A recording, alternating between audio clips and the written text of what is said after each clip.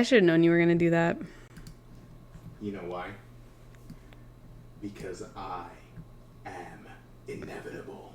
Okay, that's... This would be a lot better if my mic was on.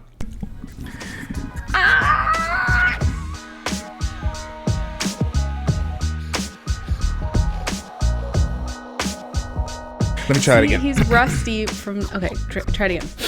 This will be in the edited version. Okay. Get it more in frame. Okay. Yeah. I am inevitable. Okay, does it change at all your approach, knowing that that's Iron Man's hand? Yeah, because he says that when he has the stones... Well, he doesn't have the stones, but he has the Iron Man gauntlet. Thanos has it, and then he says it, but then he realized he don't have the stones because... But he had the regular gauntlet, but then Iron Man had... Right. And if you've seen Avengers Endgame, Oh my God. when they have that big old battle, Thanos finally gets the Iron Man gauntlet, and he says The that... Hulk version? Yes. Okay. He has... Right. And then he says, I am inevitable, one last time. And then he realizes, oh, fuck, I snapped and nothing happened because Iron Man stole the stones out of the gauntlet. So you're saying that that gauntlet is the Hulk Iron Man gauntlet and not Iron Man's hand? Yes, because look how meaty this paw is. Okay. I don't think that part really matters, but... You could have said, I am Iron Man. And you chose to be Thanos, you freak.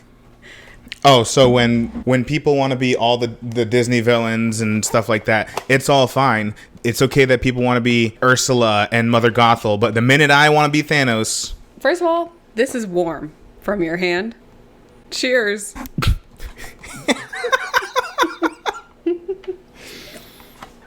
Second of all, Ursula and Mother Gothel were really just trying to... Ursula, yeah, God. and Mother Gothel were fucking up one kid's day each. Thanos killed half of everyone.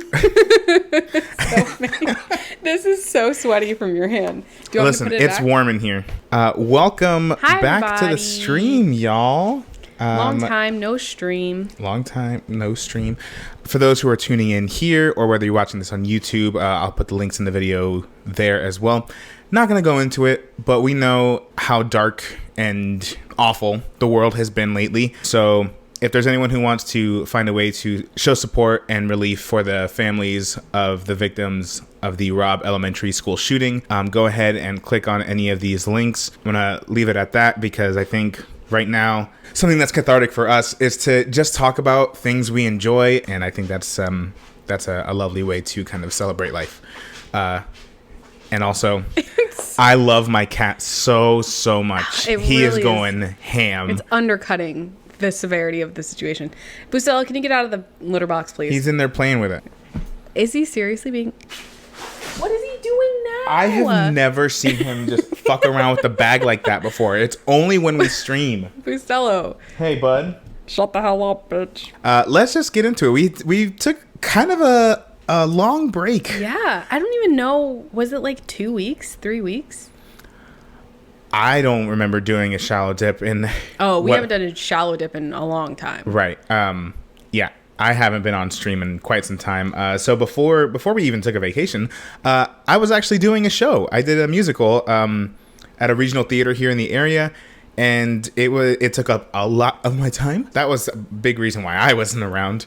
Yeah. He was doing a musical, which is for a lot of people who are also doing the same show, was their full-time job, and he was doing it on top of his full-time job. Yeah. So he had 2 jobs. Yeah, I was holding down 2 jobs at the time. For a while. Lots of very Yeah. long days. So I also work at a theater, and I won't dox myself. Don't worry. That's Thank for you. the other podcast for the other John to do. Yeah, that's already its own full-time thing. And then I was doing rehearsals. There was, like an actual 10 to 6 job or 9 to 5, whatever helps you. What a way to make a living. Yeah, it was just a lot. So Kendra was holding down the fort over here on stream with the My Alien Lover series. And then I took a break as well. And then she took a break. I think You also work a full-time job, though. So I mean, Oh, yeah, but I've been doing that this whole time, and it's just the one. fair enough. I think I'm very easily stressed, as you all know, about everything and anything. So we went somewhere, and packing for that and the stress of that, it like took me out for a whole week, and then we were gone for a week, and then it took me a week to recover. So now we're here. Just the stress of my jobs and just getting ready for this trip.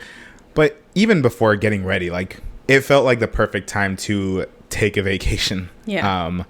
And so even though the packing was a little stressful, I don't think it was as stressful as going to New York, because that we had like a whole other like climate to dress for and pack for and stuff like that. Yeah, so we decided to go ahead and just take a vacation. And Kendra, do you want to tell the people where we went? Yes. Well, if this wasn't Are the lights still on? get away. No. Oh, yeah.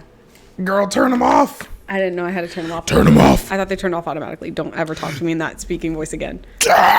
Jesus Christ. Anyway, we took a fun, funky, fresh trip to Disneyland in California. So as you all know, unfortunately, we are Disney Parks people.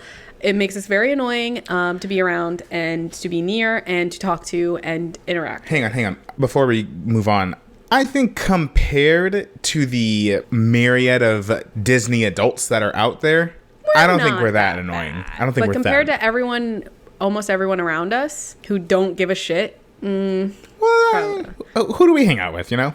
Each other. My mom. And your my mom. dad. That's about it. But yeah, so we're very much Disney Parks people. We love a Disney World. We have annual passes for Disney World. We are very well attuned with Disney World.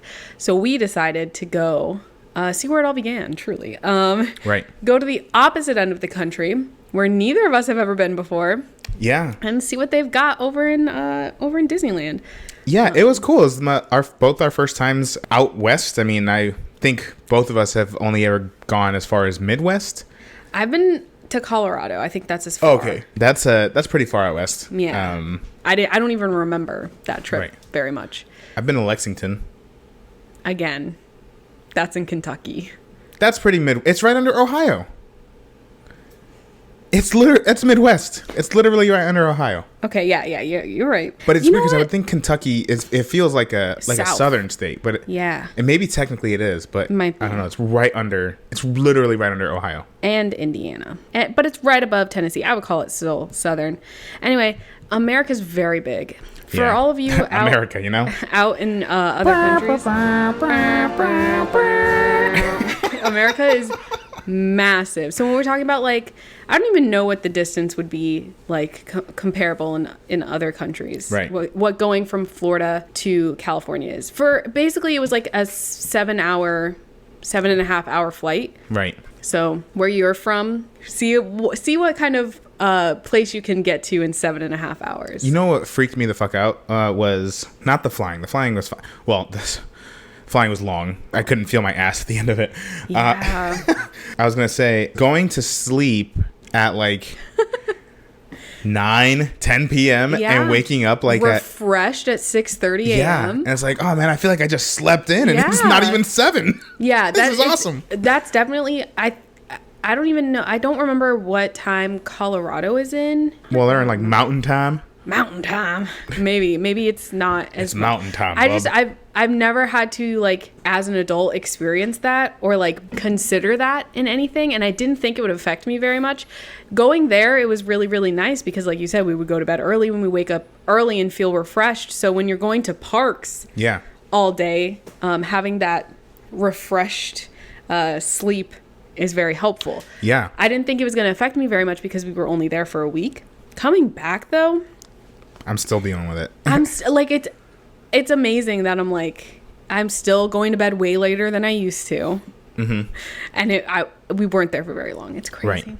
It's crazy. Right, but we got way more, and we also didn't work though. We weren't working, so it's not like we had to like wake up and get ready for work and shit. Yeah, and as someone who's very much a fan of routines and needs a routine every single day to like get through the day, having my routine taken away from me, even though it was for like optional, fun for like good reasons. That was also hard. I feel like my skin really freaked out while I was there, and like the week after I was back, because like I was just out of my rhythm. So it just took a while to get back. But it was a really, really fun trip.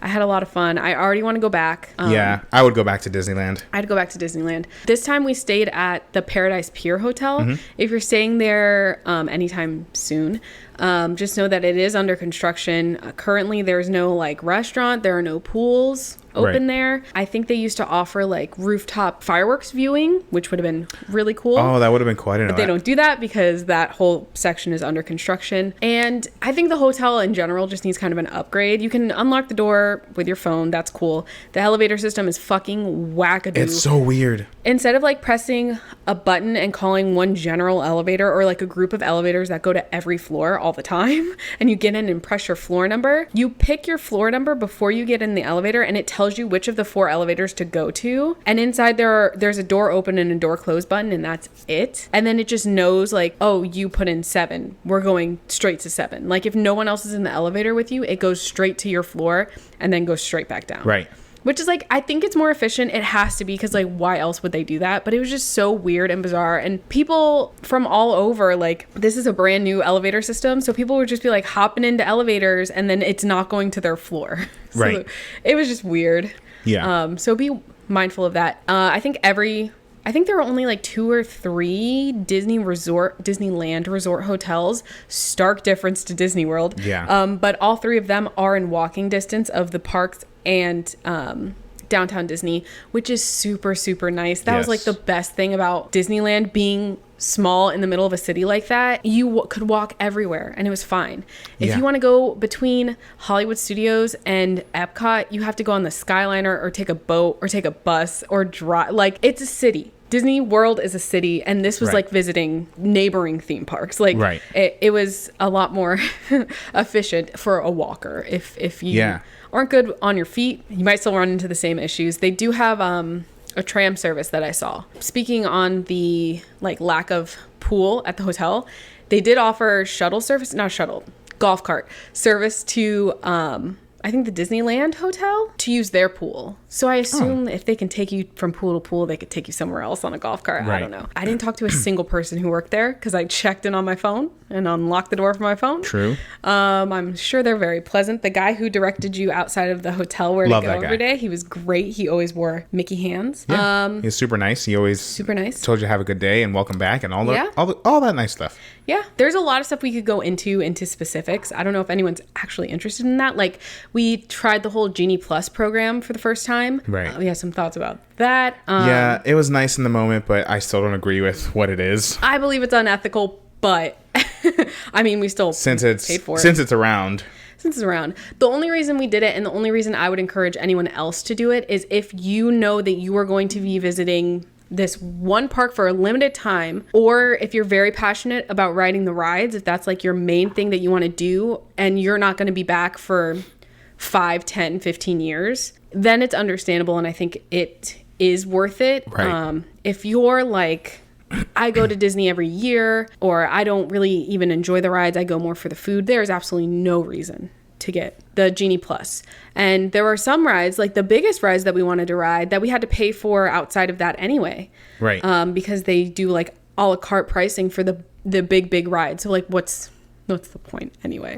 Right. Although I will say, I believe we used the Lightning Lane for almost every single ride we went on, and it was always under 30 minutes. Right. So that was nice. But there were, I think, 2 that we had to pay for. Yeah. I believe it was the Web Slingers and the Radiator Springs Racers. Yes. Which were both great rides. Would I spend, I think they were like $15 each. Yeah. Per person per ride. Would I spend $60 to go on those 2 again? No. But again, we're from the complete opposite end of the country, and I don't know when we're going to go back. So yeah. I wanted to make sure that we had the time to do everything we wanted to do. Yeah. And Disneyland was a lot of fun. Disneyland was very pretty because it's got like that old, like classic Disney feel. Mm-hmm. So it's great for that. Castle's teeny tiny. Oh my gosh. Like, I knew that it was going to be smaller because they tell you it's smaller. If you, like me, are a fan of like park history, you knew it was going to be smaller, but like seeing it, it's jarring. If you are a Disney World person going to Disneyland for the first time, just be prepared to be shocked. It's a beautiful castle. It's still very big, especially when you're up close. It's very picturesque and you can't really tell as much that it's so small. But when you're on the opposite end of Main Street and you're like, all of these buildings are the exact same height as the castle, that's when it's kind of like weird because we're just so used to our giant, this like, giant castle we have. Yeah. So there's that. A lot of turnstiles. So many turnstiles. And listen to me, there's a lot of me to love. So I was not a big fan of all these turns because there was one ride we went on that the turnstile itself had just enough room to literally walk around it. And I'm like, why the fuck is this here? I think John was talking about this while we were there. It's just like vestigial of the old parks, I guess, to make it feel like, hey, like these are what they used to do. They used to like, yeah, you had a paper ticket and then, well, it used to be really different, but there was like such a huge line to get into the park the first day. We didn't even come like at rope drop. We didn't even attempt to do that. Right. We came like a half an hour after the park opened, and there was this huge line because they're taking pictures of everybody because there's no fingerprint scanner. Right. And they're giving everybody a paper ticket. And I was like, there are so many more efficient ways to do this. Like at Walt Disney World, it's on my phone. Even if you're not an annual pass holder, if you buy a ticket, you can get it on your phone and they scan your phone, scan your finger, and they're like, goodbye. Yeah, keep it moving. Bye-bye. So that was wild. Disney California Adventure was a lot of fun. Even got on a coaster. I got on a couple coasters, but I got on one that I liked, which is fine. Yeah, we went on their version of Space Mountain, which is rethemed currently as Hyperspace Mountain because it's Star Wars themed, and it's different than the Disney World version in that it's a 2 people per like row of the car instead of just 1 person in a row of 3. Like it is at Disney World. So the seats were a little bit more comfy. I will give it that, but it's still the same exact kind of dark ride. Right. John does not like dark or fast. Right. Dark and fast. Yeah. Dark, I can do. Fast. But yeah, it was both. It just wasn't for me. But tell us about the coaster that you did like, John. You know what? I was surprised. We went to Pixar Pier. Pixar Pier was lovely. It was so cool. Went on the Incredicoaster. And this is like, for Disney, that's a coaster. This is like a coaster. I actually ended up getting on it twice. I liked it that much. It was a lot of fun. I was outdoors, which was nice. And we rode it during the day. And apparently I screamed the entire time. I've never heard John make that noise before. I've never heard John make a noise like that before. He was screaming. Like when he's uncomfortable on a fast ride, he's just silent. And when we were on Hyperspace Mountain, he was silent. And I was like, oh, he's pissed and he does not like it. Yeah, I didn't like that one. But he was screaming and like laughing while he was screaming. And then as we go up to the one like inversion that they have on the coaster, you can see it coming. So he goes, oh no, I think you were like, is that upside down? Or is like, is that a roundabout? No, we saw this one inversion loop, as I call it. And I go, oh no, is that a fucking loop? And I was just laughing because yes, it was a loop. And he was about to go on it. He couldn't get off the ride at that point. Yeah, it was already on. I loved it. For me, and I think for Kendra, absolutely. The highlight of the trip was getting to visit Avengers Campus. It was amazing. It was so cool. It was more of an emotional experience than I was anticipating. But you know, I kind of describe it, the way I describe it to people is like the MCU, Marvel Studios, is like our Star Wars, at least for me. Yeah. But yeah, it was really, really cool, and it's so immersive, and I don't know, it was so cool. We spent a lot of time there, several hours each day there, because for how small that part of the park is. We spent a lot of time there. Yeah. There's just so much to see, and there's always people walking around, like characters walking around. Yeah.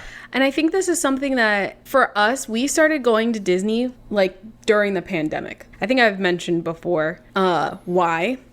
but it was just the low crowds. That was the only time I felt comfortable going.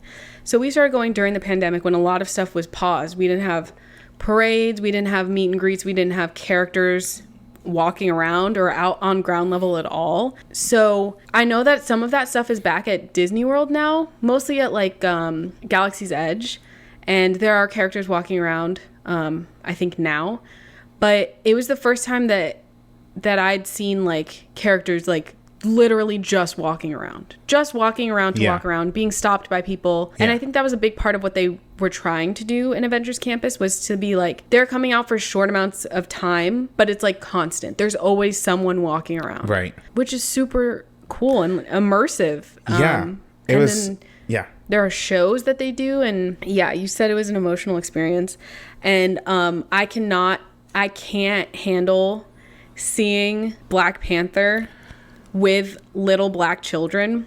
I can't do it. We witnessed it. And it just like, that's what made me more emotional, was seeing, because there were tons of kids there. Yeah. Seeing them being so excited to like meet their favorite characters. And then there was me. And John. And we were just as excited in that Spider-Man meet and greet line. Yeah. That's the one line I felt bad about. Yeah, because we got in right as they were closing the line. We were the last people. We were the very last people. And then we had to hear people come up and be like, is Spider-Man still? No, sorry. There was one point where John's like, should we leave? You know what? Here's the thing, is that it costs us a lot of money to be there. That's true. Those kids didn't pay anything. It's not even that, but like, they don't have jobs. What? Like, I don't know. I'm just like, if it were, I don't know. It was like a nighttime too. It was like toward the end of the day. I was like, I think it was our last day. Yeah. So I was like, I gotta. Yeah. So that was really cool. Met Scarlet Witch, had a video go viral on TikTok. Yeah. That was fun. Bizarre. We did not see that one coming at all. Nope. But yeah, it was a lot of fun. Great food. Y'all, the Pim's Test Kitchen. Fuck, man. It's been 2 weeks. Not a day goes by that I don't think about that chicken sandwich. And that absolutely delicious, extra large, like, candy bar. Right. It was a bite-sized candy bar that was sized up because Pim particles. So fucking good. I think about it every day. Oh. Anyway, it was a lot of fun. How big was it? It was so big I could put it in reverse and drive it down the highway. I don't know how. I'm just going to ignore that. I don't know what to compare it to. It wasn't very big at all. I'd say it's no bigger. It was probably a little smaller than like an eclair. Oh. Are you talking about the park or the candy bar? Oh. I thought he was talking about the candy bar. The candy bar was about the size, maybe like a water bottle. Like, don't do that. He's trying to. The candy bat. The candy bat. God, he's gonna clip that and make it into something dirty. Don't be nasty. Anyway, it was a good healthy size, and it melted in the sun. Yep, it was. It's huge. That's huge. Yeah, I bet it is. Never mind. Kendra. No, we only got one. We split it because it was very big. Yeah. And decadent. Like, I think it had nougat in it, and the bottom was fully a brownie. The shit out of Stella. I'm sorry, bud. Yeah, no, we shared everything because everything came in like big and small sizes. Except when we got shawarma. We got shawarma for lunch. Split that because we weren't sure if we were going to like it. That night, got shawarma for dinner. Delicious. Yeah, that was delicious. Yeah, we had the not so little chicken sandwich and this giant fucking pretzel with little tiny mini popcorn. Yeah. Anyway, it was really cool. We could talk for hours. Yeah, but that's why, we were kind of gone from our normal streams for so long. And did you pay 50-50? I think so, yeah. I would say at least for the most part. There were a couple gifts we exchanged here and there. Yeah. But oh, John. Anyway, we're usually good about that. Yeah. But while we've been, not streaming, we have also been, still watching things and still, catching up on stuff. Something we both watched was the MCU's latest Disney Plus outing, Moon Knight. We caught up on Moon Knight. I say caught up like we weren't watching. We watched it every week, but we watched it. This is the first one that we didn't do like even attempt to do like a talkback series on, because there's too much going on at the time. Yeah, I tried with Hawkeye, and we just have been so busy, haven't even caught up with watched it, but didn't catch up with making any videos about it. So I figure Brucella just bit me. You are unhinged. No, get out of here. Heard it's another flop. You heard wrong. Okay, I'm interested in this because you mentioned this earlier and you wanted to rant about how bad the Disney Marvel series are, and I want you to elaborate on that. What do you mean by another flop? What do you mean about ranting about how bad they are? I would love to get your input because I think we have separate experiences. You poked the bear, one true villain. I think there are, out of the new Marvel series, I think we're coming to the point where we're not seeing the effect of COVID so much. So I think the series will get better and better and better. Hawkeye and WandaVision were not flops. WandaVision certainly wasn't a flop.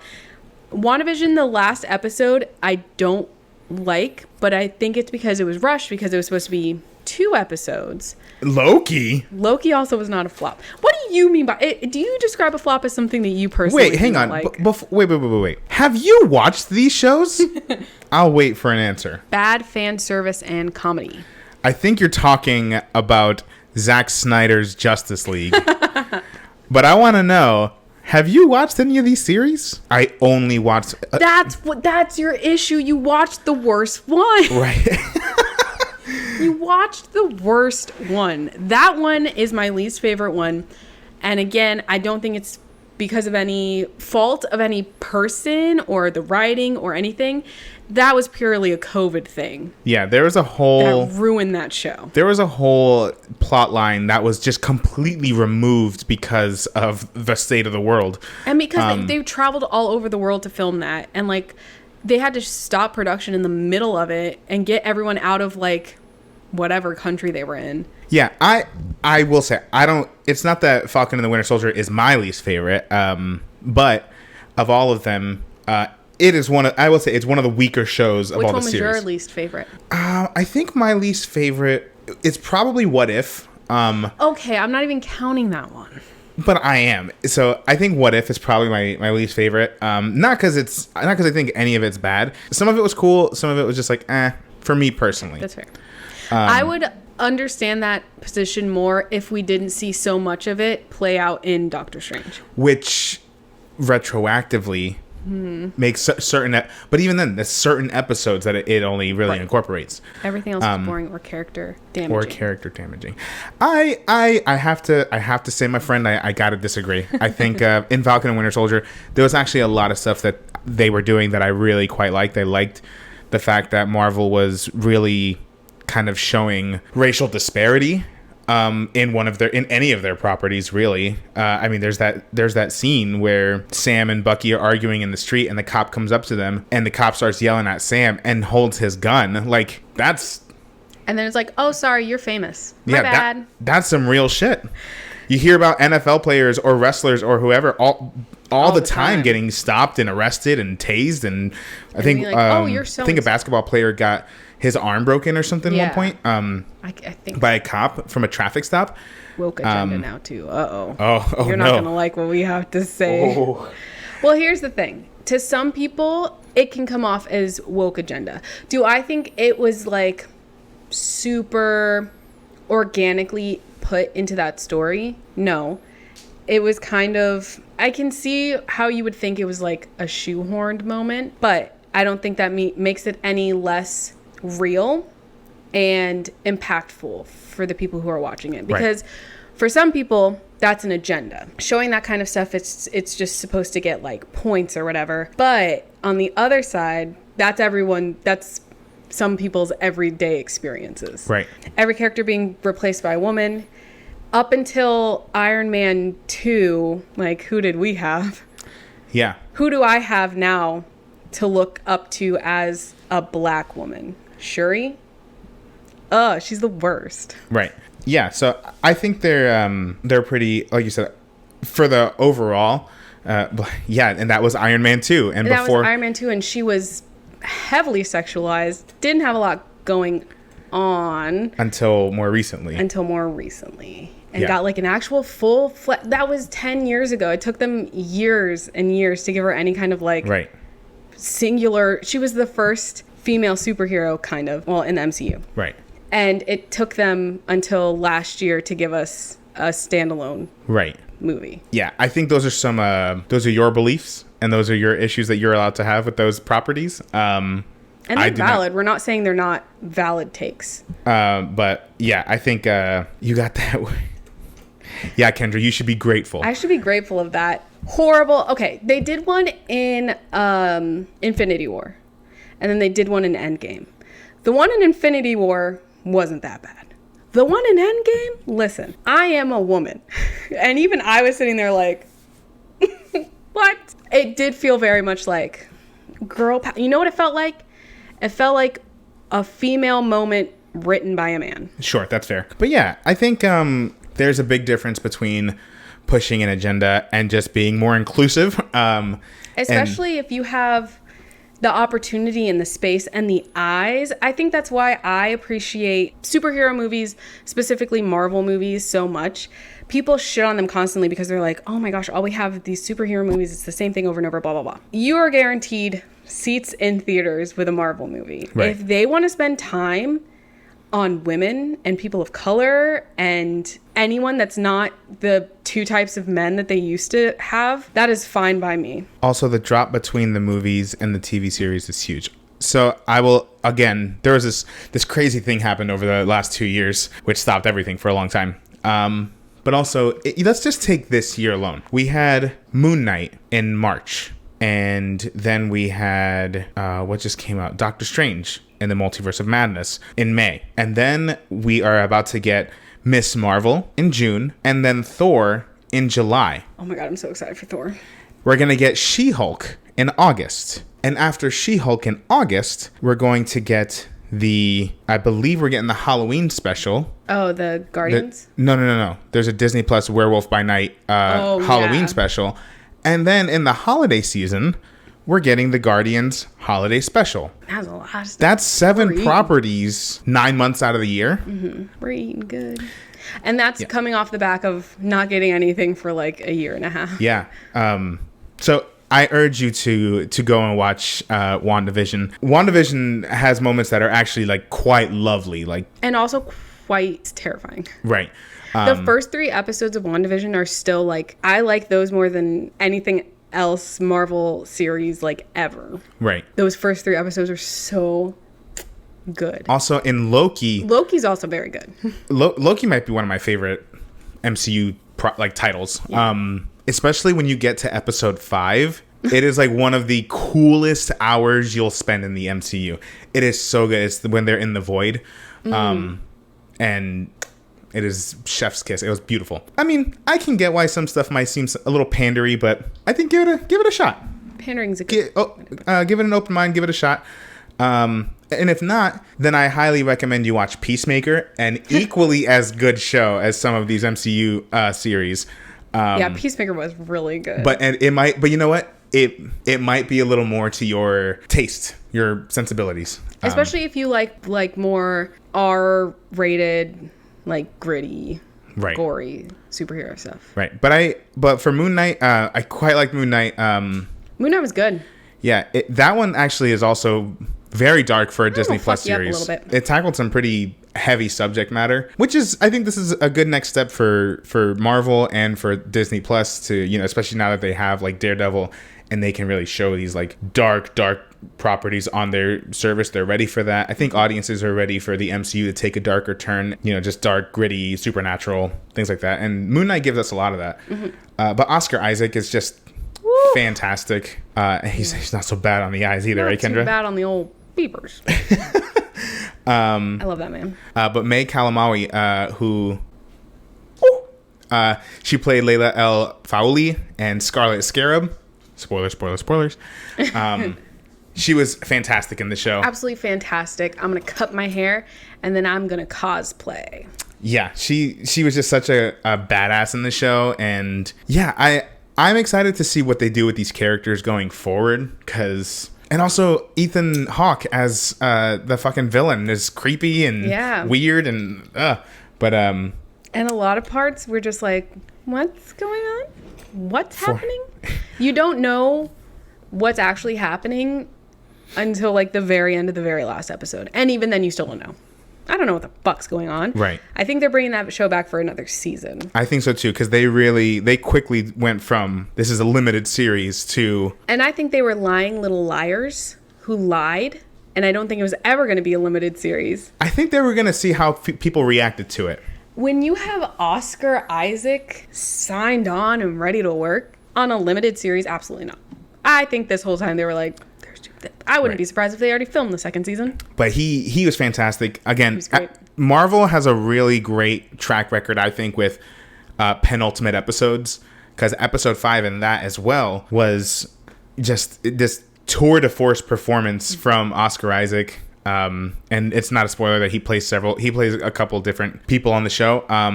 But my God, he just gives such a brilliant performance in that. And as an actor, I couldn't help but like admire what I was watching on the screen because he's just so good in everything he does. I fucking hate him. He can sing too. He plays the guitar. Did you know? Have you seen him grow a beard? Oh my God. Anyway, I highly suggest you watch Moon Knight if you haven't. Moon Knight's good. Moving on. Last night, we watched the fun little movie. We watched Chip and Dale Rescue Rangers, the new Disney Plus original movie. John, did you ever watch the original Chip and Dale Rescue Rangers? It was just slightly before my time. Yeah, is it because you were -3? Yeah, that's probably why. But I was aware of it. I knew that it was a thing because I'm like, who are these squirrels walking around this park? Right. Like, why do they have face characters? And then it's because they had this whole show back in the 90s. So the tagline of the movie is, it's not a reboot, it's a comeback, which is brilliant. This movie was absolutely bananas, insane. But it was so funny. It was really funny, but I think my favorite part of the movie was just seeing how many cameos they could cram into an hour and a half. Yeah, and from all over. It wasn't just Disney property.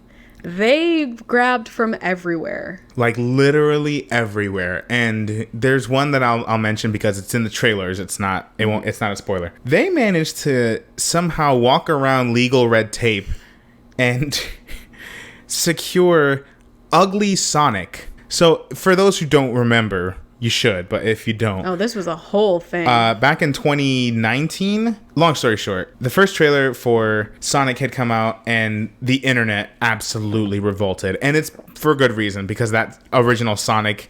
Horrifying. Was just revolting to look at. It was so bad that the studio had to go back and reanimate the entire show. They pushed back the release of the movie just to redo the whole movie, essentially. Well, just the animation for Sonic. Sonic, if you will. And I'm wondering now, I'm like, what the fuck if you haven't seen the first Sonic at this point, that's on you. I'm like, what the fuck did Tails look like? Because Tails pops up in a post-credit scene. So I'm like... I don't even want to know what he looked like. But yeah, so Chip and Dale Rescue Rangers managed to get Ugly Sonic in this movie. And honestly, the movie's only an hour and a half. It's pretty short. Ugly Sonic alone is well worth, I think, the time to watch this movie. Because he's still horrifying to look at. He's bad. And also the joke that everyone else in this universe finds him horrifying to look at is so funny. But yeah, Andy Samberg and John Mulaney play Chip and Dale, and I think they have a really good rapport in this movie. Yeah, this movie is just a lot of fun, and there's one cameo. It's a split second, and I don't even think it's the one that most people freaked out about from a certain adult animation. Oh. Yeah, I can see why you would be so happy about that. That is certainly the one I'm most surprised about. I'm most surprised about a separate one that was like born from hatred of Disney as a corporation. Oh, yeah. And I don't understand how they got it for this. It doesn't make any sense. If you know your like animation studio beef history, how is this one specific character in this movie? And also, again, not a spoiler because it was in the trailer. The fact that Disney went ahead and was like, yeah, we're going to take Peter Pan and make him the antagonist of the movie. He's always been mischievous, but he's never been like a villain. I would disagree. He was a villain in his own story. But like, it was so weird that they were like, yeah, let's go for it. The decision to be like, some characters, and this, I was surprised that this wasn't just for Chip and Dale. Some characters are in 3D and some characters are 2D animation. So like, Chip is 2D and Dale is 3D, and it's just like, what the fuck? I'm really interested to see how animators did this and also how they react to it, because animators react on Corridor Digital. Hello, we watch it all the time, because it was like really well done. Yeah, it was well done when it was together, but the rest of the movie is in like the real world. Yeah. So like you're mixing animation styles with, and still blending that with like live action. And so this movie is very much in the same vein as like a Who Framed Roger Rabbit, or even Space Jam to an extent. Although, especially the new Space Jam, this is far. I watched Space Jam: A New Legacy, so you don't have to. Yeah, and I didn't. Yeah, so I didn't have don't worry about it. But this one I think is well worth a watch. It was very funny, and if you're just looking for an hour and a half to just kind of laugh and try and count as many cameos as you can find, because it's not even just like characters you see, it's the entire environment, billboards, merchandise, Hollywood Walk of Fame, merchandise. Yeah, it's insane, and specific name drops. Yeah, we need to watch a video of them, like of somebody breaking down every like cameo in this movie, because it was crazy. And there are certain characters that are just so funny. I really like the Sergeant Putty character, and he's voiced by J.K. Simmons. There were multiple times where I'm like, is this actually supposed to be for kids? Because like, kids shouldn't be watching this. Yeah. It is a very, very funny movie. This is one I would probably watch again, and I would definitely recommend other people watch it, because again, I don't know how much your kids are gonna like it, but they might not understand all the references. Right. But there was one Les Mis reference that was made in this movie. My God, it was good. It was good. I wish they would. Truly. It's a blink and you'll miss it moment, but I wish they would. Anyway. So yeah, if y'all checked out any Moon Knight or Chip and Dale, let us know in the comments below what y'all thought. Moving on to one of our main topics. We're already an hour in. Yeah. But it's okay. I'm having fun. Yeah. Recently, we watched Doctor Strange in the Multiverse of Madness. Yes. We went and saw it in theaters. Made sure to see it before we went to California. Yes. And I'm glad that we did, because we would have been very confused. Right. So just right off the bat, general impressions of the movie. What did you think? I liked it. I should have known. You know what? I should have known it was going to be a scary little flick. I didn't think it was going to be that scary. There were moments where I'm like, that's fucking scary. Like, legitimate, straight out of a horror movie, scary. Multiple moments. And I'm glad. I'm like I said earlier, a common complaint that people have about superhero movies is that they're all the same. I fully understand that, especially for the first like 8-10 years of it. Yeah, it was a lot of very similar genres. Right. Yeah, a formula. And I love anything that's outside of that genre, which is I think where Marvel is going more now. Yeah. Starting with like WandaVision, which was fucking, again, the first 3 episodes were groundbreaking. Yeah. It truly was a moment. It was a moment in time. So I'm really happy to have like an actual horror movie in the MCU. And for me, I get scared easily, but if I'm gonna be scared by anyone, I'm glad it's Wanda Maximoff. She's terrifying. Yeah. I don't know if you've noticed. I love that they're not... Okay, so another common complaint that people had about Wanda specifically since her introduction was that, like, she's the most powerful character in the MCU, in the comics, hands down. And she's, like, not living up to her potential in people's eyes, to which I would like to remind people she was a child in the first one, like she was young, right? And was like trying to understand her powers that she didn't necessarily ask for and just kind of was born into.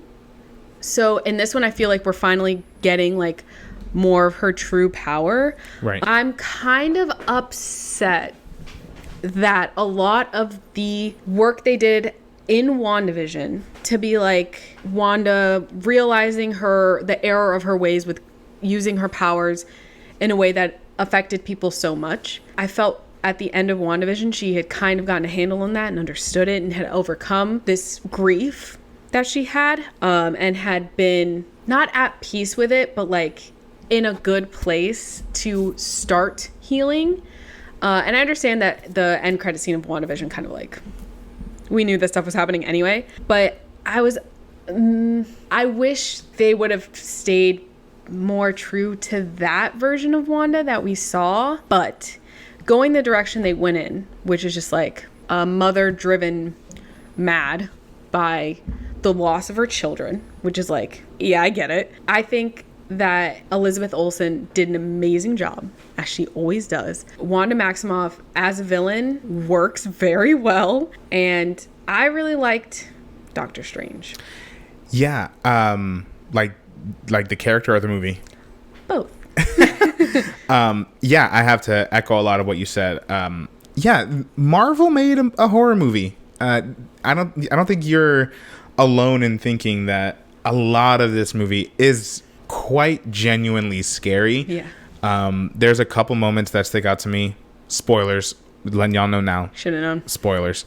It's been out for 3 weeks? You'll be all right. Like there's the scene where she is, kind of it's a scene while they're at Comertage, and they're trying to hide from her, and they trap her in the mirror dimension, and she starts coming out of dragging people in through reflections in like water and stuff, and then she climbs out of a fucking gong, fully the ring drag me to hell type like movements, and it like almost stop motiony, and it was terrifying. They incorporate this thing called dream walking, where she is essentially possessing a variant version of herself, and just the camera work they did was very Evil Dead, like evil spirits looking at the other when she's possessing her variant self. And once she does that, like that's totally like ripped right out of Evil Dead. And then when she does it, there's a picture frame of Wanda, and she looks at the camera, and then when Wanda gets possessed, she looks at the camera. They look at the camera like multiple times, and it is truly frightening, which is something that actually people have been kind of turning into a conspiracy theory, but like within the MCU, because a lot of people were saying that this is going crazy. in WandaVision they would look at the camera a lot. Sometimes I think that was maybe true, other times it was just like an accident. I think that's a Sam Raimi thing though, because he likes to do these like real big close-ups. So I just think that was a filmmaking thing he decided to do. And there were some really cool things they did in that movie. There's that scene, I think it was the wedding scene, and the camera just does this really like crazy pan around, but it stays centered on Strange.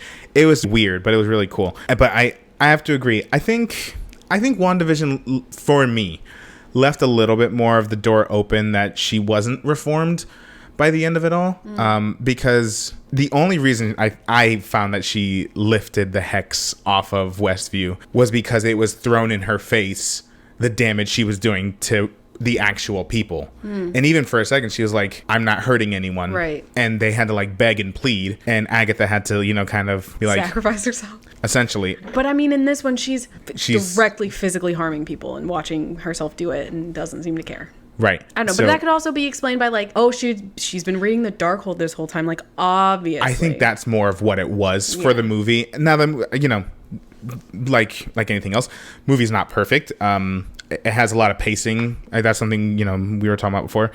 The movie starts and it just goes up until the very end. Yeah. It is. Which for some people, for me, I didn't really mind it because I like the nonstop, like, oh man, what's gonna happen next? Yeah. But there are some like emotional beats and stuff like that don't quite land because of that.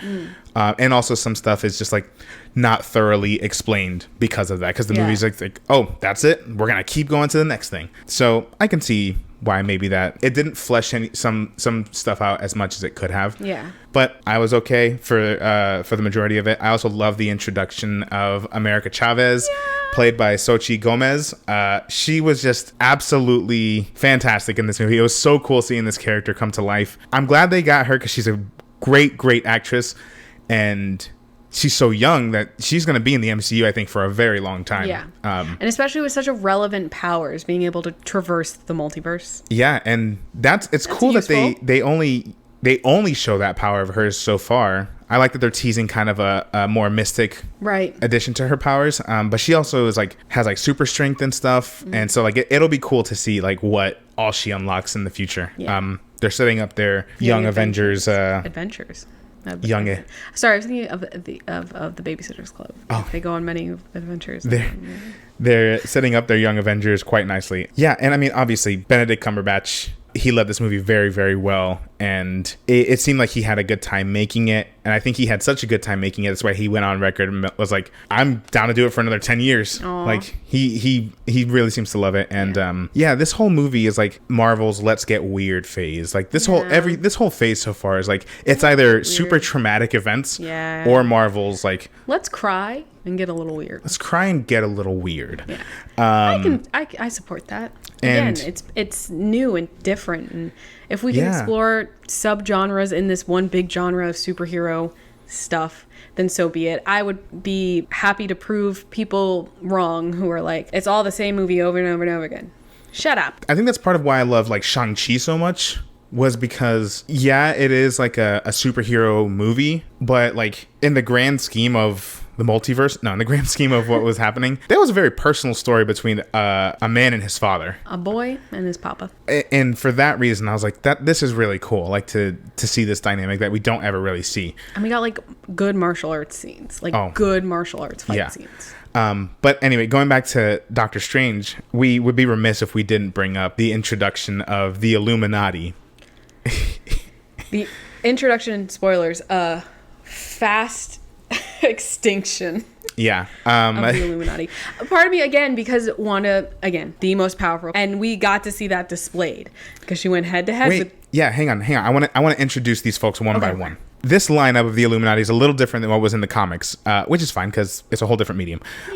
But we saw, I believe in this order, Black Bolt, who was reprised by Anson Mount from the ABC Marvel Inhuman series, which I didn't realize because I didn't watch that show. But I didn't realize it was the same guy. That's cool, though, that they went back and grabbed him. Maria Rambeau, or Captain Marvel, who was reprised by Lashana Lynch from the original Captain Marvel movie. Captain Carter, who is played by Haley Atwell, a.k.a. Bay. Y'all, there was a mention earlier in this movie by Christine, one of the Christine Palmer variants, about being hired by the Baxter Foundation. Now, for anyone who knows Marvel, you know Baxter, you know that's Fantastic Four. And so, like, we know I was gonna say we know a Fantastic Four movie was coming down the pipeline at some point, but like to hear it like actually in a Marvel movie, in an MCU movie, we're like, oh my god. I was like, oh, that's cool. That's probably all we're gonna hear about that. And then Mordo says, the smartest man in the world, Reed Richards of the Fantastic Four, and we see him pop up, and it's John fucking Krasinski. Popular fan cast, so I've heard. And so, poor Kendra. It was Kendra, myself, and my buddy John. Listen, I'm all for, being excited and stuff. There were multiple moments where I had to be like, John, like, because he was like shaking in his seat, and I'm like, you're gonna distract people around you, please shut up. But that was one of them. I could not believe that. I was like, what? I didn't think we were gonna get all that. And then of course I knew we were gonna see this person, but even they still somehow surprised with the introduction. We saw Professor Charles Xavier, played by Patrick Stewart, and all of his 90s X-Men cartoon inspired glory, complete with yellow hover car and X-Men theme music. Yeah, he was riding in a school bus. But like, this movie really made the distinction, like, this is another universe. This is not the same character we've seen, because in two different timelines in the X-Men franchise, we've seen Professor X die already. So this is clearly not the same iteration of the character. It's a new version of the character. But it's really cool that he came back to play the character one more time. Yeah. And just hearing that was such a nice little touch. Also, Danny Elfman did the score for this movie. He's a longtime collaborator with Sam Raimi and has done everything. So that was really cool. Speaking of Danny Elfman, I recently found out that he also did the music for Charlie and the Chocolate Factory. That doesn't surprise me. Tim Burton. I think he collabs with Tim Burton a lot too. Yeah, that would make sense. Anyway, I really want to watch Charlie and the Chocolate Factory. Sorry. Yeah, he did because he did Nightmare Before Christmas. Yeah. He did the original Spider-Man movies. Which is probably why he's here. I think he did like Edward Scissorhands and that would make sense. he does a lot. I think the Tim Burton Batman movies. So it's cool that he he's still doing the damn thing. Yeah. Going back to what you were first jumping into, Wanda. This is truly, this whole sequence with Wanda and the Illuminati was like a slasher movie, like through and through. Like it was just like a display of pure power. Yeah, it was cool to see because like we have all these characters that we may never see these iterations of these characters again. I think by having Wanda wipe out all of them, it was clear to be like, hey, like don't get attached to any of these actors playing any of these characters in the future. We saw Haley Atwell play Captain Carter in What If, which popped up again here. I'm so happy that we got to see her in live action. Yeah, because Haley Atwell deserves so much. She was so fantastic in all of the Captain America movies, that she was in, and then she was in 2 of them. Yeah, and then she did, I think it was called Agent Carter, which was underfunded and appreciated and underpublicized. Underpublicized. Sure. And she deserves so much better, and I love her so much. So to see her in this fucking kicking ass, it was so cool to see her in action. And then she got split in half. Yeah. Which is unfortunate. And then we also got to see Maria Rambeau. Yeah. Not Monica Rambeau. Those names are very confusing because they're very similar. Getting to see Maria Rambeau also was very, very cool. Yeah. And to have, I think those two were the last two left kicking. Yeah. Was cool. Because even at that point, because Wanda was dreamwalking in a different universe as Wanda, she was not even at her full power. Right. So for her to do that much damage that fast to the smartest, best, strongest people in the universe. Yeah. That was crazy. Yeah. And I think, like I said, this was fully like out of a horror, like slasher movie, complete with like blood smeared across her face.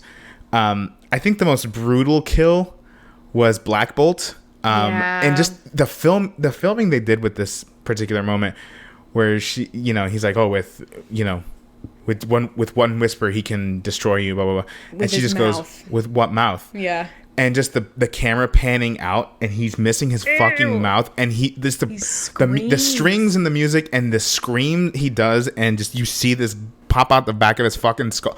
I was shocked that the amount of like gore in this movie. Was an MCU like Disney movie, like I assume a PG-13 movie. Yeah, like I was like.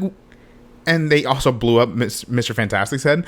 But like, this movie, it really went there, and complete with, this possessed Wanda fully at one point going into like zombie walk mode. Yeah, that was cool. I think that was also a reference to the zombies episode of What True. If. Yeah. Because when I first saw that, that's what I fully thought, that we were going to get a zombie Wanda, which would have been cool. But there was a lot packed into this movie. I can understand why people might have been a little bit turned off from it because of that reason. There was a lot. I kind of feel like it's going to be like the original Doctor Strange, the first movie, which is severely underappreciated. Absolutely. The first Doctor Strange movie is so fucking good, even just from like a visual standpoint. Yeah. Great movie. And then you get fucking Benedict Cumberbatch and Tilda Swinton. Tildy. And Chiwetel Ejiofor. Come on. Like, it was so good, so underappreciated. And I watch that movie constantly. I rewatch it. And I think this is going to be a similar one where it will maybe be a little bit more underappreciated from the rest of the phase and the movies that we've had recently. Right. But I think it's going to have that rewatchability. I think it's going to be like a Halloween movie. And I think when people are able to rewatch it and kind of take more time to absorb everything that's happening and what all they're setting up, and when things come down the line and then you realize like, oh, that was set up in this movie. I think it'll be a lot more easily digestible for people. Yeah, I completely agree. And I also think that this movie just proves that some fans like just aren't going to be happy, because you can't please everyone. You're going to have people who like complain about how, oh, these movies follow a formula, or like it's like, or I want more action sequences in the Doctor Strange movie. I want to see more magic. I want to see more of this. I want to see more of that. I want to see more characters. Yeah.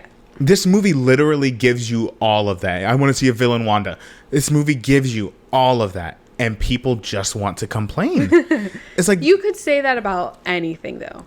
And I think there's always going to be people who want something slightly different. Like I said, you can't cater to everyone. Right. When you cater to everyone, you have nothing of substance. Right. You get Zack Snyder's Justice League. You get Snack Snyder's Justice League. So yeah. So anyway, but I liked it. I like this, and there's shit we haven't even talked about. We didn't even talk about Zombie Strange and that whole thing. We didn't talk about the creepy twin song. Oh my God. There's so much shit we haven't even covered, but like overall, I think just kind of the final thoughts of this movie. I think this is another solid entry to the MCU. Yeah, I'm with you. I like that Marvel is stepping, just not even fully stepping away. They're doing like a complete 180 on like what the type of expectations you can have. Yeah. Because, you know, even whether you liked it or not, you know, Eternals had this very big like artistic, like epic feel. Mm-hmm. Same studio made Doctor Strange in the Multiverse of Madness, which is, you know, for all intents and purposes, a horror movie. And then you had in the same phase, you had Shang-Chi, and you had like Ragnarok, which is like completely separate. Yeah, so like I appreciate like that they're really making all kinds of movies at this point. Yeah. And yeah, I really, really like this movie, and I'd be remiss if the one thing I didn't call out was shout out was seeing my boy Bruce Campbell pop up in this movie. He had to be there. And a lovely little reference to Evil Dead again with his hand beating himself up. Yeah. Yeah, I really, really like this movie. I want to know if y'all like this movie at all. At all. What were your favorite parts? What were your least favorite parts? Right. I think this is one that's definitely going to be a rewatcher around Halloween time. It's absolutely. the very top of the amount of scary that I can handle. Absolutely. The most scary I can handle. This and Twitches and Hocus Pocus and not Halloween Town, because that's too scary. Thank you. Interesting. All right, so we're going to talk about our last little bit here. Wrestling.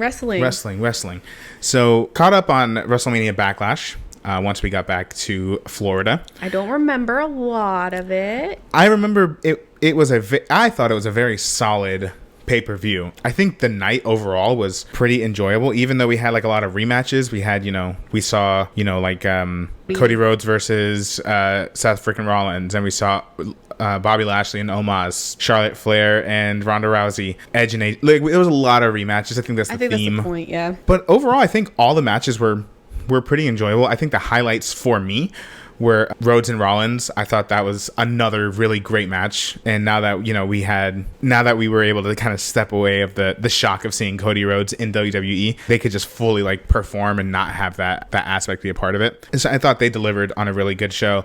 And I think the main event, I think, was much more of an entertaining match than I thought anyone was expecting, with the Bloodline versus RK Bro and Drew McIntyre, aka RK McBro. So good. But I remember that match being really, really good. Mm-hmm. And one of my favorite moments was just, I'm sad if we won't ever get to see it again, but I understand. Anytime Randy's tagged in and he just goes on this, he does the same thing. He does the same thing every match. Double clothesline, power slam. He gets weird with a DDT. I like to refer to it as getting weird, when he gets ready for the DDT and just starts shouting and shaking his head. He does. That's Randy getting weird. And then he starts to act like a fucking snake. Yeah, that's his formula, and you know what? It works for him most of the time. Like, talk about formula. It works every time. Yeah, like, we all know it's going to be the same thing, and at the end, he's either going to complete an RKO or not complete an RKO, and the match continues. Like, It's always the same thing, but I love it every single time. It's like listening to my favorite song. Right. It's so good. It's so good. But I remember he hit one on Roman Reigns, then he got super kicked, and then just go ahead and hit one again. Yeah. this whole match was just so good, and I like the tease that they did for Roman Reigns versus Drew McIntyre. I don't know if they're gonna do that now. I would like for them to. I'd like to see that match, but it seems like they're setting either Riddle and or Randy to kind of go after Roman Reigns. So, which I think either way would be good. Yeah. We'll see. But yeah, I remember really enjoying WrestleMania Backlash. I thought it was a really solid pay-per-view from what I remember. Yeah, I don't remember a lot of it, but I remember having fun. I usually have fun during pay-per-views. Yeah. We got wings. And we did it. And we did it right. Yep. And it was the last of the pay-per-views that are new to us. So we started watching wrestling around this time last year. Yep. And the first pay-per-view we watched was Hell in a Cell. Hell in a Cell. So we're about to watch Hell in a Cell next Sunday. And that was actually a fun fact. Y'all have heard this if y'all have been here before. We were on a vacation actually, and to Disney. At Disney World. Disney World. And I just put on wrestling just because I was sure she was going to tell me to turn it off, and then most things I do tell them to turn off. Yeah, I like to watch like Family Guy, American Dad, South Park. Turn it off. But wrestling? Now you've got my interest peaked. I saw Roman Reigns and I said, leave it on. Keep it playing. Kendra, I've told you, that was my reflection in the mirror. I was seeing your reflection in the blank TV screen. Nothing was actually on. Acknowledge me. Oh, God. Anyway, but yeah, but you know what? We're going to talk about the real tea. Yeah. So lately, we know that the women's tag team champions were Boss and Glow, Sasha Banks and Naomi. Mm-hmm. A very, very, very talented, very popular team. Mm-hmm. Recently, on an episode of Raw, they were supposed to be in the main event, which is like a 6-pack women's match for the shot at the Raw women's title. The story goes that Sasha Banks and Naomi turned their belts in to the chief of talent. I think something like that. And just left Raw. Yeah. Walked out on the show. Right. Mid now, filming. Apparently, there's a lot of rumors and a lot of reports out there. And one of the rumors is that they were never there to begin with, that this whole thing transpired before Raw started, but they kept it in as a storyline based off of a real thing that's actually happened. Which they've done before. Right. But at the beginning, we were like, this has to be a work. Mm-hmm. Because why would WWE they released a statement on their social media, even calling it a scripted show. Which, I mean, we know. Right. We know it is. It was very meta. But it's rare that they acknowledge that. Right. It was a lot, and they gave details on it during that show. Right. During that show. And then they've mentioned it at the following SmackDown and at Raw this past Monday. So it's like, typically with this kind of stuff, in my limited experience, they don't harp on it too long, especially not on camera. Right. Because they don't want that to interfere with the storylines that they have going on. Right. Unless it can be worked into a storyline. So right. I don't know. Part of me still, I definitely thought at the time that it was just a storyline that they were doing, because again, it's a newish tag team. Well, this time around, they're the champions. Like the match that came out of it, which was Becky Lynch and Asuka. Asuka, glad to see you back. That match was so good. It was so good. Tight, well rehearsed, that I'm like, there's no way they improv'd that all or just came up with it before they went on stage. Like, this had to have been the plan the entire time. And part of me still kind of believes that. But as the story goes on, it's just like weird things happening. Right. And I'm like, is this fake? Like, I don't know. And it's like right now, I'm like 70-30. 30% of me thinks this is a work. 70% of me thinks this is very real. And that Sasha Banks, all my, joking around about how attractive I think she is, all that shit aside, she is very talented and inarguably one of the most popular women wrestlers in the business. Probably just wrestlers. But currently. Yeah, one of the most popular superstars. Yeah. Even before we started watching wrestling, I had heard of Sasha Banks. Yeah. But in the women's division, like, she's one of the, I mean, I think actually what you said is more accurate. She's one of the most popular wrestlers out there right now. And she has been so underused in like legit title shots and just legit booking for the last several months, that when she entered the tag division, I also thought that was kind of weird, because the women, if you break down like who's been the women's tag champs for the last like year, we had I think Nia Jax and Shayna Baszler were tag champs at one point. Then you had Natalya and Tamina, who were tag champs for a while. And then you had Rhea Ripley. Super Brutality. Rhea Ripley and Nikki ASH, and then Carmella and Zelina. And then you had Sasha Banks and Naomi. But of all those folks, the biggest stars, at one point you could have said Rhea Ripley and Nikki ASH, but they were still not as big as Sasha Banks alone. Yeah. But Sasha Banks and Naomi. Naomi's very, very popular. And with every match, it's like her following was just getting bigger and bigger. Yeah. Because she's amazing. She's amazing in the ring. Amazing. And she comes from, or she has this famous wrestling family. A little famous wrestling. Just a little famous. Yeah. They just recently won some titles, I think. I think they're the undisputed. Yeah. Anyway. But the undisputed family right now. Yeah. But yeah, it felt not like they were like above it, but it just felt like I expected Sasha Banks especially to be in the running to win a solo title again. Like maybe at WrestleMania for the first time. Right. So I was happy that she was going to be a tag team champion, because that means we would see more of her, because there's only the one between the two brands. Right. So I don't know if that was like already putting them on like a weird position behind the scenes. Like, I don't know if they chose to be a tag team. Like what? Yeah. From what I read, I think that was part of the stipulation, was that Sasha Banks and Naomi, I think they wanted to bring more credibility to the tag, because I think everyone knew that like they're not the most prestigious championships like a step right now. In the road to get to a solo women's championship. And I think here's what I think. I think the plan was I think WWE is slowly doing away with the exclusive brands. So like, I think we're going to start seeing more. I think that's why they unified the titles. I think we're going to start seeing the Bloodline on both Raw and SmackDown. I think we're going to see several big stars on both Raw and SmackDown. And probably the mid-carders are going to be kind of staying to those. That's what it seems like. And that's kind of what I've been reading, is that they're slowly doing away with separate brands. I mean, there's still going to be Raw, Monday Night Raw, and Friday Night SmackDown. But if that was the case, like, you've been so slow to book anything legit for Sasha Banks and Naomi that, like, now you're putting them both in. From what I understand, the original plan was for Naomi to win the six-pack match with her pinning Sasha Banks, effectively ending the tag team. Right.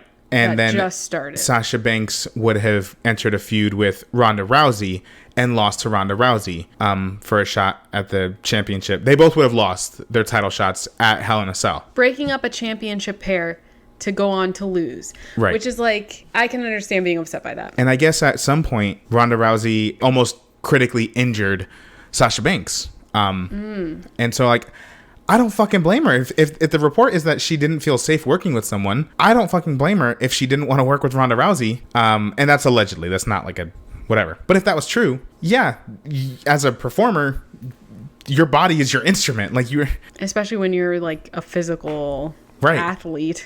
So, yeah, I don't know. But all I know is that it just seems to keep getting messier. I hope that they settle it. One True Villain is saying that... pinning Ash. Oh, okay. Yeah, Nikki ASH. Okay. Then I stand corrected. It still would have been the same outcome, though, if they had gone on to do separate solo things and lost. I guess they could have also been tag team champions at the same time, but I don't know. It would frustrate me if I was like, just won a championship and now I'm defending that, and now you want me to lose again to somebody else. And this narrative that they're pushing, that like, oh, they disappointed the WWE universe.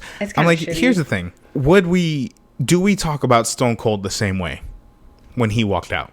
You know, would we talk about other people that same way?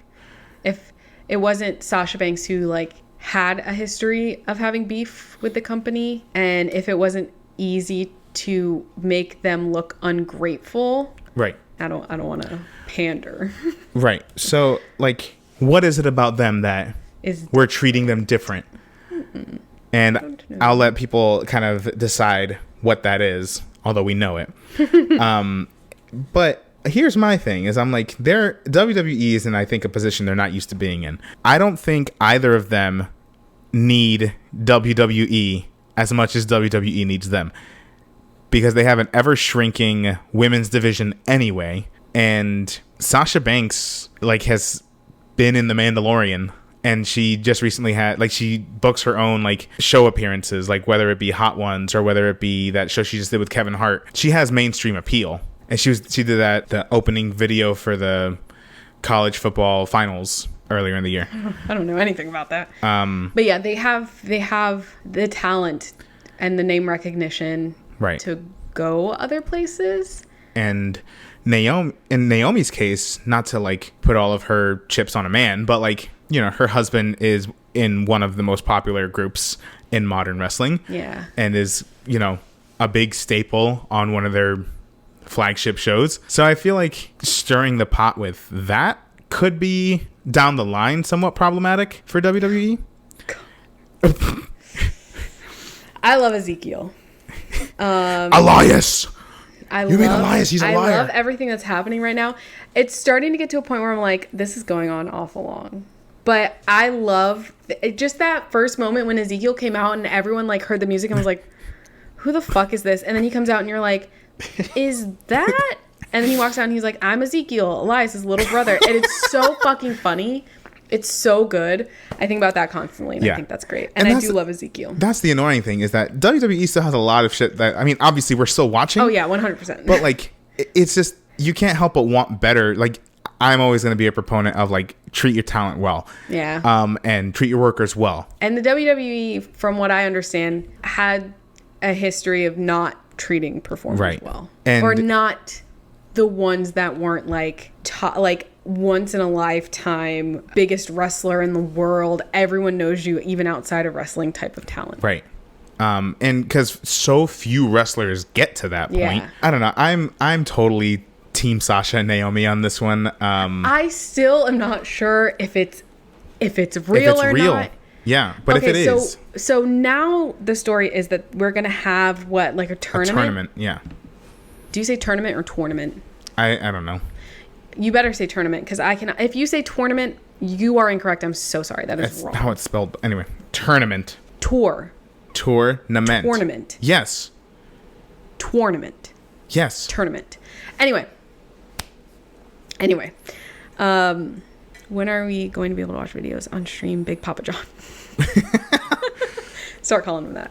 Except for Papa John's like highly. But I hope you caught the Big Papa Pump thing I just did for you. I still don't know if this is a work. I still don't know what's real and what's fake. I never know with WWE, but this is like no exception. I had a thought when they announced this tournament. I'm like, oh, we're going to see like late entries and it's going to be Naomi and Sasha Banks and they're going to clean up and just like retake their own titles. I don't know.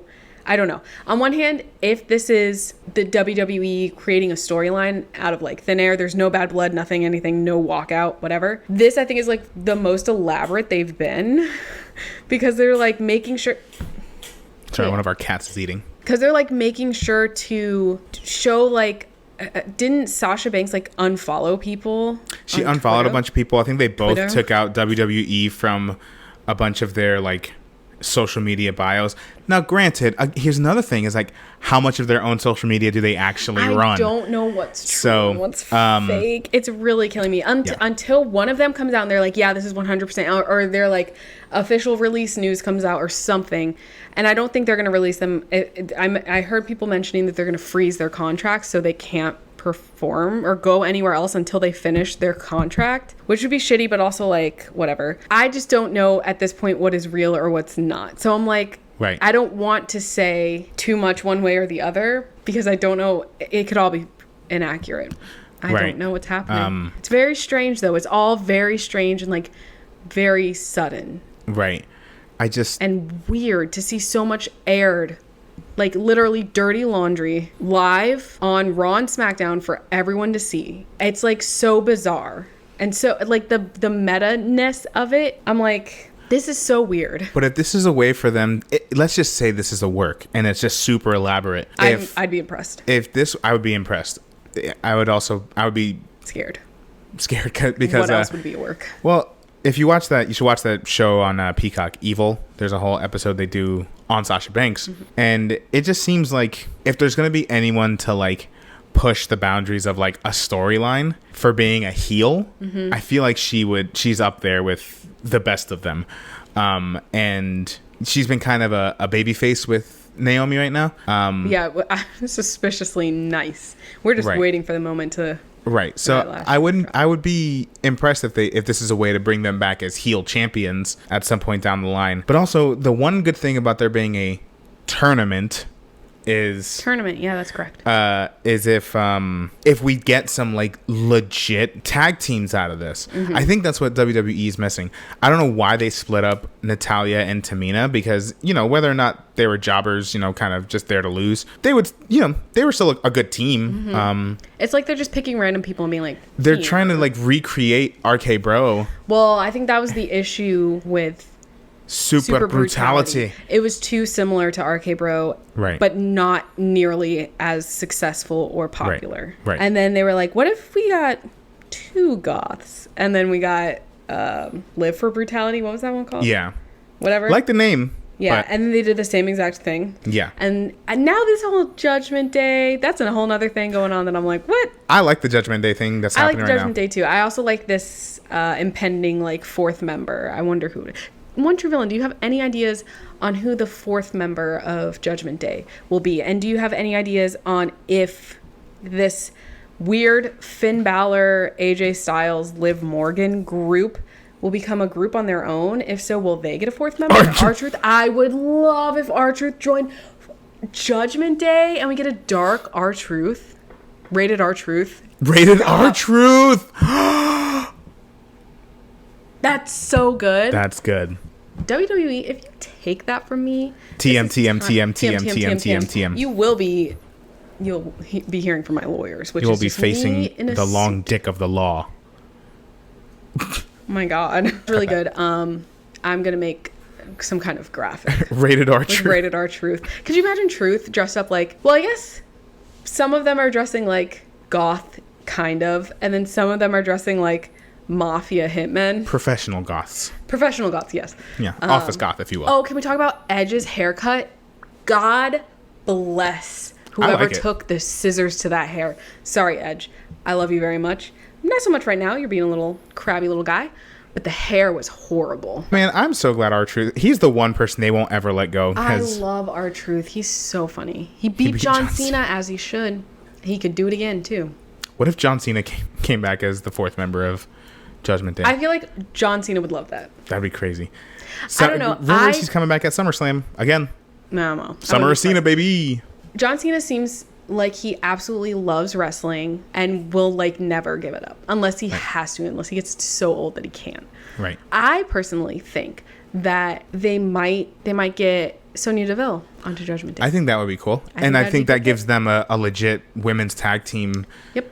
Women's tag team, men's tag team, mixed tag team. They'd have all of their Right. bases covered with that one. Right. It'd be equal to 2 men, 2 women. Yeah.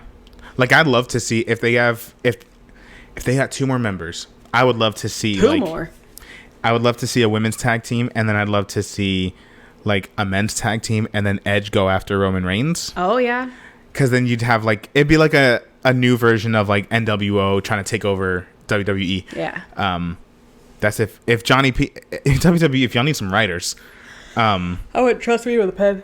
you can trust me with one now.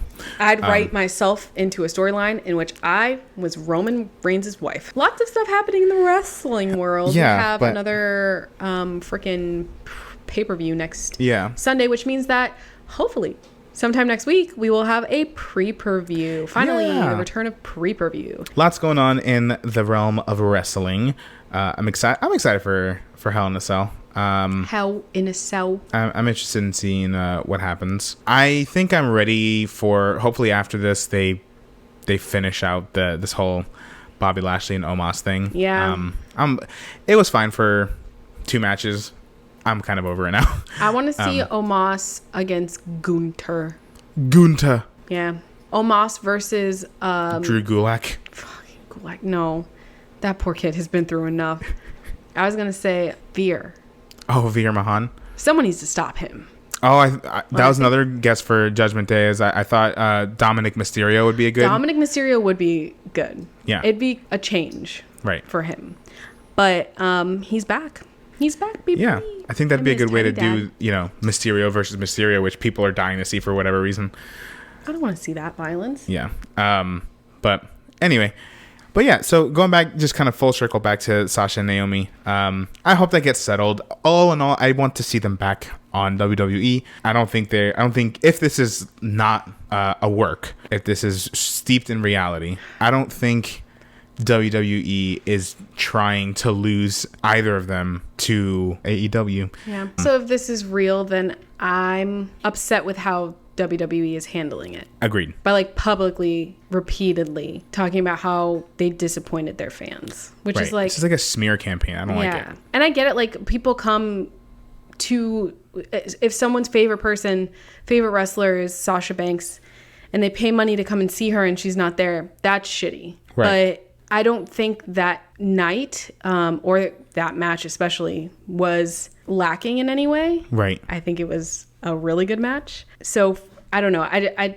maybe it's not because I wasn't there. I didn't pay my money to go see them, and then was disappointed in that way. But to frame it in the way that they're framing it, like they've devastated the entire WWE community, it's just like, did they?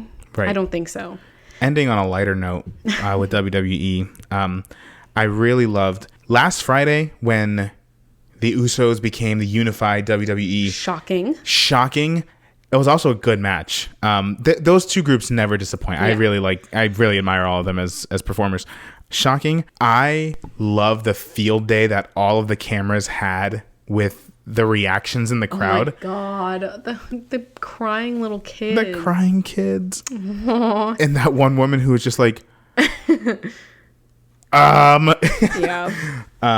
yeah. So, but that was a really good match, and I really like this Serious Riddle. I like Serious Riddle on Monday. Yeah. I thought Riddle was gonna cry. I was really worried because, again, never seen him serious a day in my life. So when he came out and he was serious and he was talking about Randy and how his back was hurting, I was like, Randy Orton has to get surgery. I was like, Randy Orton's going to be gone for like 2 years because something traumatic has happened. Right. And luckily that wasn't the case, but like, yeah. Riddle, why are you making me feel feelings like that? Why was he so good? Yeah, I don't know. I saw people complain on TikTok. They were like, Riddle sucks on the mic. I was like, okay, y'all, go to sleep. Take a nap. If you expected him to be funny and he came out and he did that, and you were like, wow, this isn't funny at all. Well, yeah, then you would, but that wasn't the intention. I think we're seeing a turn in Riddle, and I think he's trying to become more of a serious single competitor. Yeah. And I think he's going to do well. Yeah. I think the WWE would be foolish to not ride the momentum of RK Bro to really give Riddle a legitimate push. And I think if it's not the undisputed championship, I think there's a real opportunity to bring more legitimacy back to like the Intercontinental title and the United States Championship. They're doing a little bit with the United States Championship with Theory. I think Theory's doing a great job.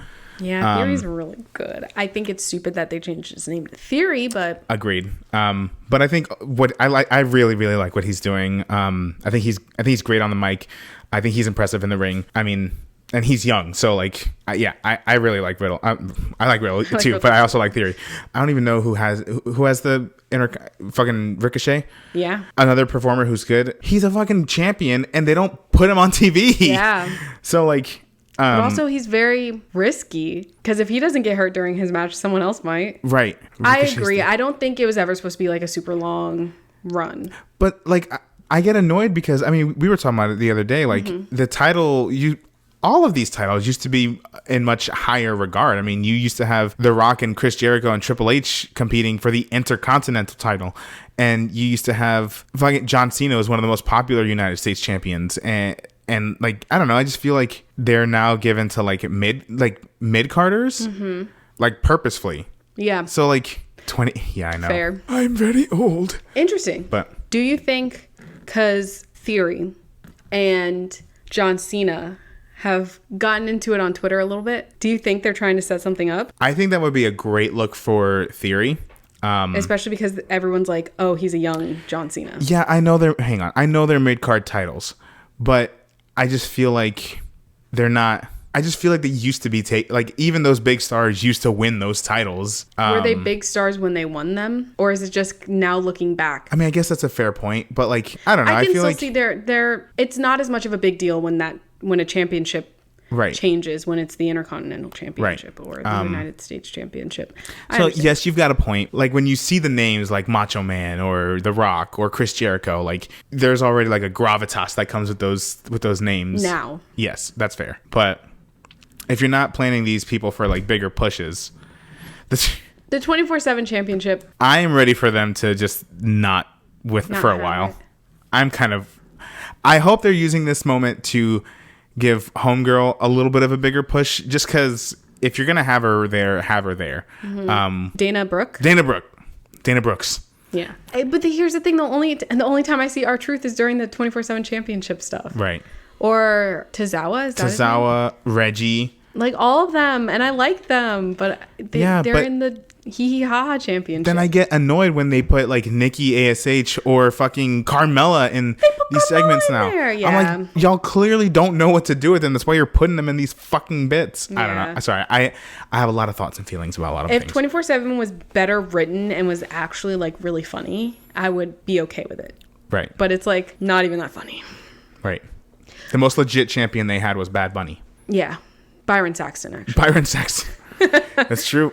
You know what? That moment created the best burn. One of the best burns when Becky Lynch was feuding with Liv Morgan, and they're like, "Oh, the former 24/7 champion Byron Saxton." She goes, "You know what, Byron? That means you've won more titles than Liv Morgan." Yeah, that's good. I was like, "Holy shit!" I think Becky Lynch has a fantastic career ahead of her as a color commentator one day. Yeah.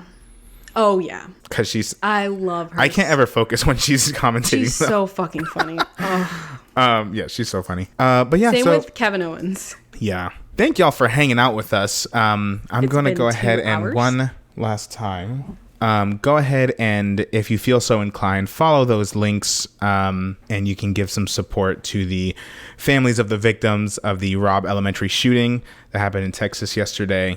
Or on the 24th, depending on when you're watching this. You can give them support. The GoFundMe link is actually a link to an article that lists all of the verified donation campaigns that you can donate to, or you can donate to Everytown, which is an organization that is campaigning for gun reform in this country. Yeah, thank y'all for hanging out with us. I know we talked a lot about Disney and movies and wrestling, but I had a really great time, and I think it was really nice to just wash the world away, get back to what we were doing, and just talk about things that we enjoy, even if we disagree on some of them, and just have a good time doing it. So, but yeah, thank y'all for hanging out, and we will see y'all in the next one. Bye. I am inevitable. Oh, okay. Bye, everyone. Thank you so much for watching. If you like this video, please like, comment, and subscribe. Also, feel free to follow us on Instagram, Twitter, TikTok, and Twitch. All right, see you next time.